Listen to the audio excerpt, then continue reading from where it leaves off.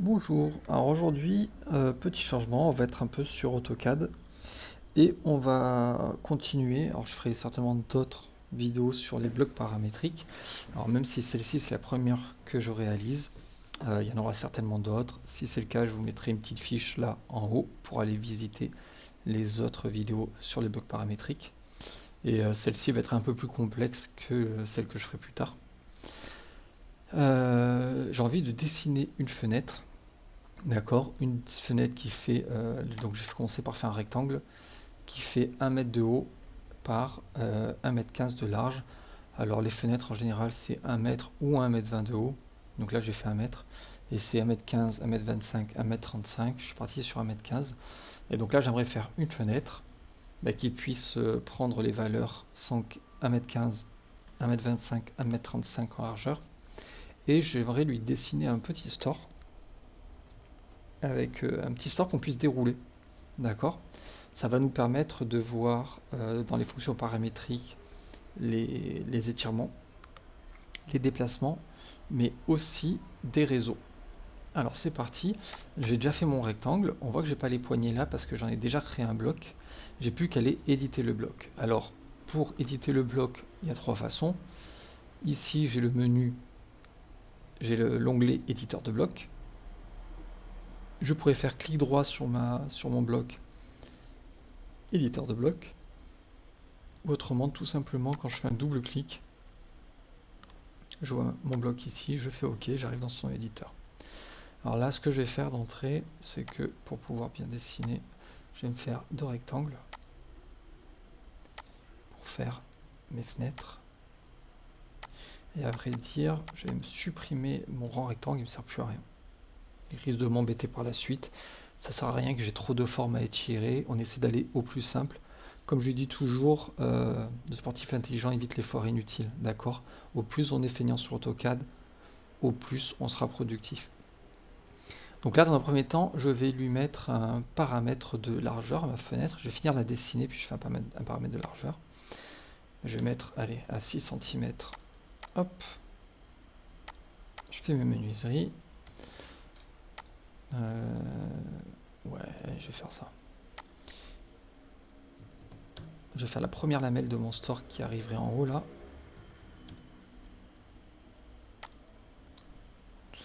Je vais en faire une autre, à vrai dire, qui va faire... Voilà, ça va être chacune des lamelles de mes stores. On va dire que j'en ai une toutes les 2 cm. Ce que je vais faire maintenant, je vais faire un rebord de fenêtre là. L'appui de ma fenêtre. Je vais le mettre à 1.20 lui. Allez. Hop, et je vais aller le placer ici. Donc là j'ai le dessin de ma fenêtre. Et donc je vais lui mettre un paramètre pour choisir sa largeur plus tard.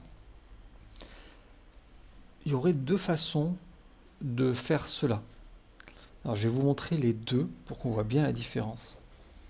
La première façon, ce serait de partir du centre de ma fenêtre.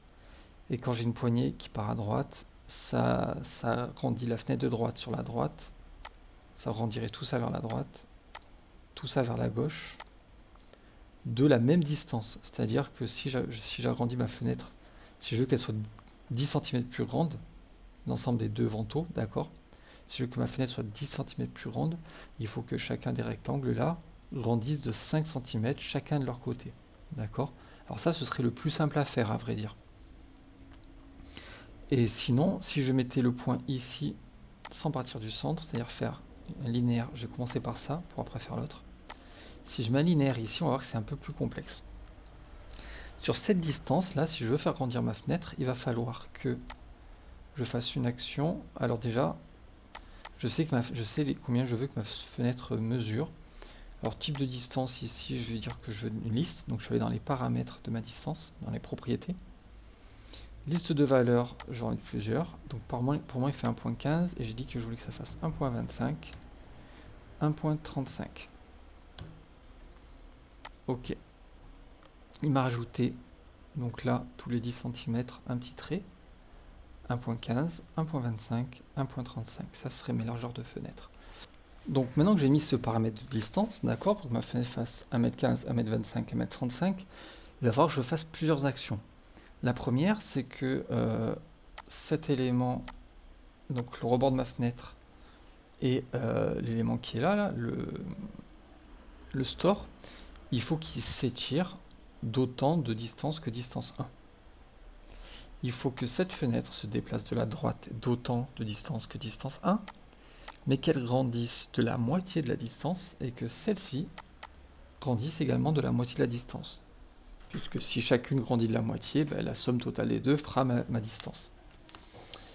Alors, donc ça me fait que je dois mettre un premier étiré sur distance 1, ce point de paramètre, et je vais faire ça, sélectionner mes objets,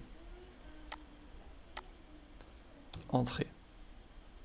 Alors, pour pas être embêté là, dès que je suis ici, je vais faire ça, je mets qu'une poignée, puisque je vais vouloir grandir que de ce côté, moi. Hop. Je vais mettre maintenant, donc j'ai fait la mise à l'échelle de ça. C'est pas une échelle, hein, j'ai dit mise à l'échelle, mais en fait c'est un étirement. D'accord, parce que il faut que ça grandisse. Je vais aller mettre un étiré, toujours, sur distance 2. Je clique de ce côté, alors j'aurais dû cliquer là, mais c'est pareil. Une demande de spécificat d'étirement, ça va être ça mon cadre d'étirement. Et je veux ça et ça. Entrée. Un troisième étirement. Maintenant je vais vouloir un étirement de 7, alors pardon, sur ce paramètre, de ce côté, le cadre d'étirement. Alors je vais faire le même que pour le précédent, parce qu'on va voir que alors je veux que ces deux objets s'étirent. Pourquoi je l'ai fait de ce côté? Parce qu'en fait je vais la déplacer de 1 dans ce sens et je vais la faire grandir de 0,5 dans ce sens de la distance, d'accord? Je pourrais le faire aussi dans ce sens, remarque. Mais si je faisais un déplacement, il faudrait que si je la faisais grandir dans ce sens, il faudrait que je fasse un déplacement de 0,5 dans ce sens. Bref. Ça se vaut. Je préfère faire comme ça. Donc toujours pareil, là j'ai choisi mon paramètre, je viens de faire un déplacé. Je choisis mon paramètre, le côté de la poignée, donc dès que je suis à droite ou à gauche de ma distance, le côté change là. Je vais mettre à droite puisque c'est toujours cette poignée que je veux. Et je veux sélectionner les objets, ce sont ces deux objets là. Ok, donc là j'ai 4 actions sur ce paramètre. Si j'allais tester mon bloc là, on va avoir quelques défauts et on va vite les comprendre.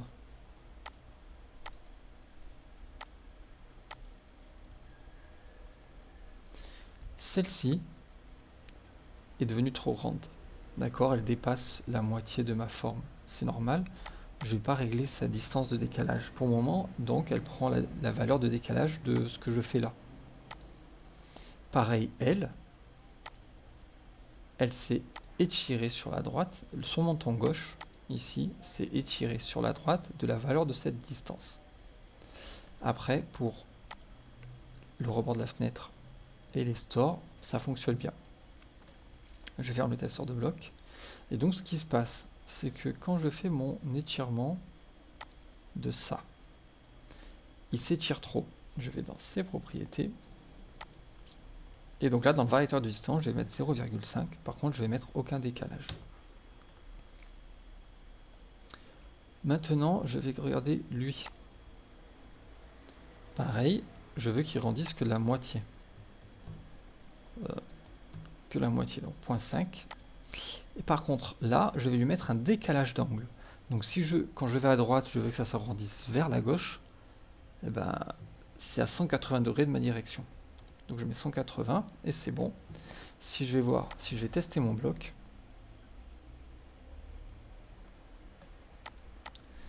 j'ai bien, ça fonctionne, j'ai bien le store et mon rebord de fenêtre qui ont un étirement qui est équivaut à ma distance. J'ai bien ma fenêtre qui se déplace de la même distance, mais qui pendant ce temps-là se compense en grandissant sur son côté gauche. Elle se déplace vers la droite, mais elle compense en grandissant vers la gauche, et cette fenêtre-là qui grandit vers la droite. on voit que ça m'oblige à avoir 4 actions là. D'accord. J'aurais pu avoir la même chose qui fonctionne. Alors je supprime tout ça. En faisant que une distance sur la moitié de ma fenêtre. Dans ce cas-là, ça aurait été plus simple. Je veux que quand je tire cette poignée, d'accord, donc je choisis ça. Pareil, je vais faire un étirement. Alors je veux quoi qui s'étire? Je veux que quand je dépasse vers la droite, ça s'étire, ma fenêtre s'étire, et mes stores s'étirent vers la droite. Et je veux que, toujours pareil, quand là je choisis cette poignée, je veux que tout ça s'étire vers la gauche. Alors lui, tout simplement, pour le moment il fait, je vais faire des listes, toujours pareil. Alors, c'est du point 575. Il va exister en point 625 et en point 675. Hop. Avant d'aller tester mon bloc, il me reste un dernier truc à faire. Là, j'étire ça vers la droite. Là, j'étire ça, mais je n'ai pas encore dit que je voulais tirer vers la gauche. Alors pour les tirer vers la gauche, alors que ma poignée va à droite, parce que là, allez, je vais mettre qu'une poignée en plus, comme ça sera visuellement, on comprendra mieux. Donc j'ai bien ma poignée vers la droite, mais quand je vais les tirer, si là je demande de tirer vers la droite, ça va partir vers la droite aussi. Ce qui va raccourcir ma fenêtre. Et c'est pas ce que je veux. Donc je viens là, et dans ses propriétés à lui, valeur de distance toujours 1, le variateur, mais en décalage, je vais mettre 180 degrés. Ce qui fait que quand je vais décaler à droite ici, là ça va se décaler à gauche, je vais aller tester mon bloc.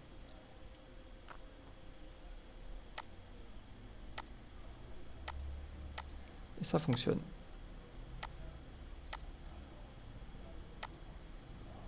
Ça fonctionne très bien. Donc j'ai réussi avec juste 2 actions à faire la même chose que tout à l'heure. Alors tout à l'heure ça m'a demandé 4 actions.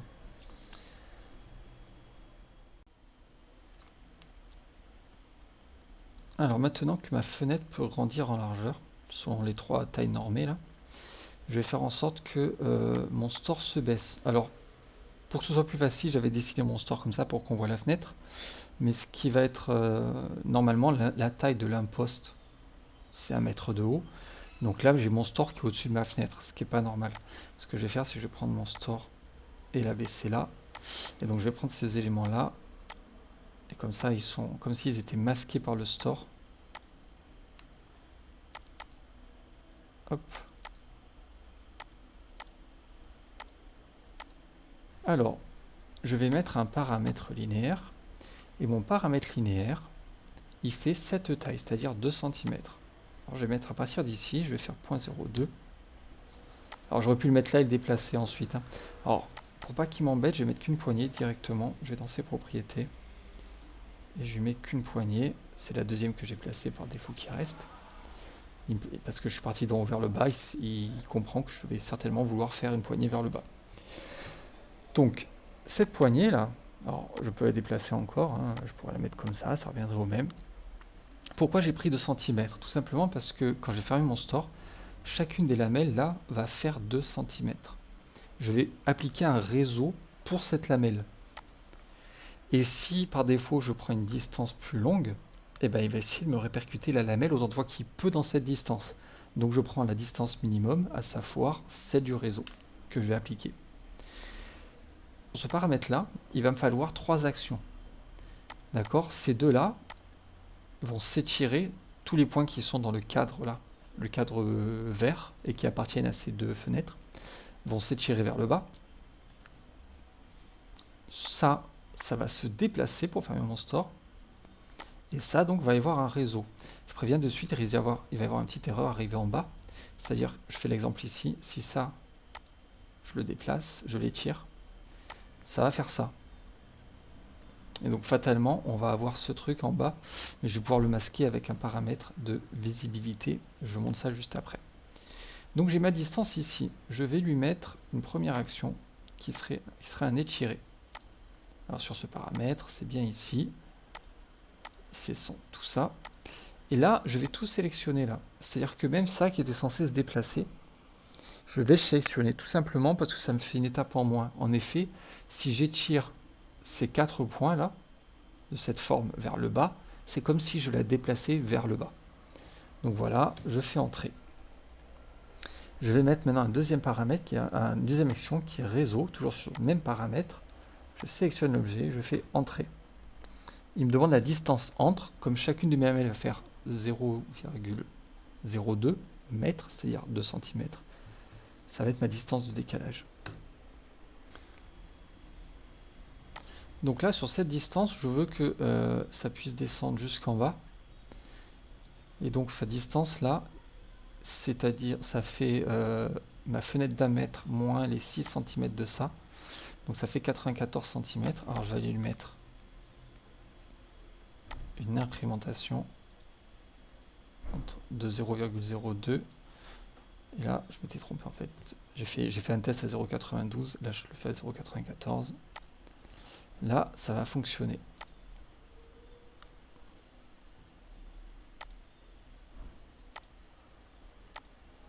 Ça descend bien jusqu'en bas. Et c'est ce que je disais, là, il y a ce petit truc là qui m'embête. Alors voilà, je vais mettre ici par exemple, je ferme le testeur de bloc et je vais appliquer un paramètre de visibilité sur mes deux fenêtres pour choisir si je veux les faire disparaître ou pas. Donc je mets un paramètre de visibilité, alors je vais lui mettre... où est-ce que je le mettrai? Je vais le mettre par ici.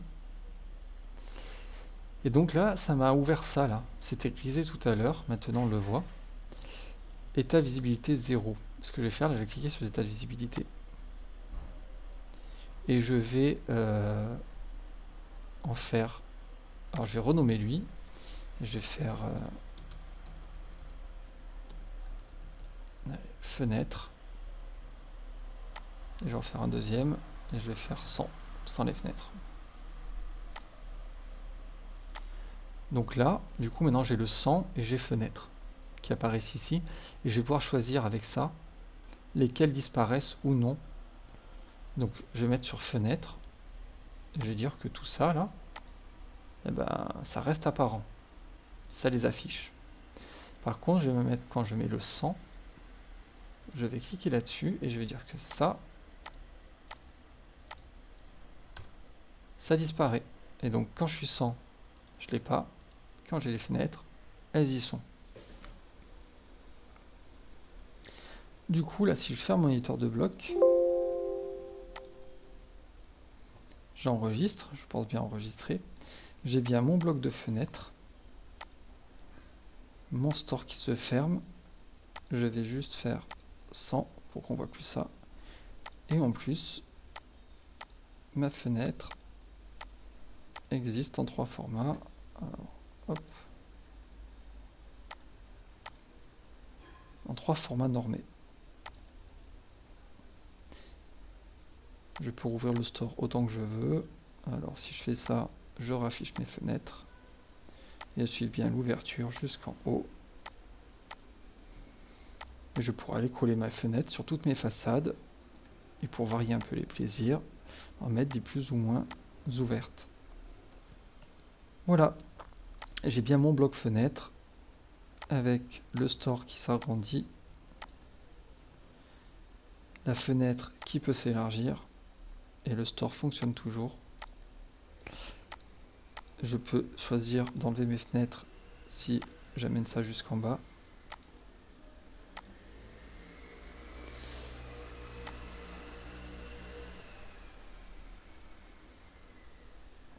Voilà, j'espère que ce tuto vous a été utile, que vous allez pouvoir faire de jolies fenêtres pour vos élévations de bâtiments.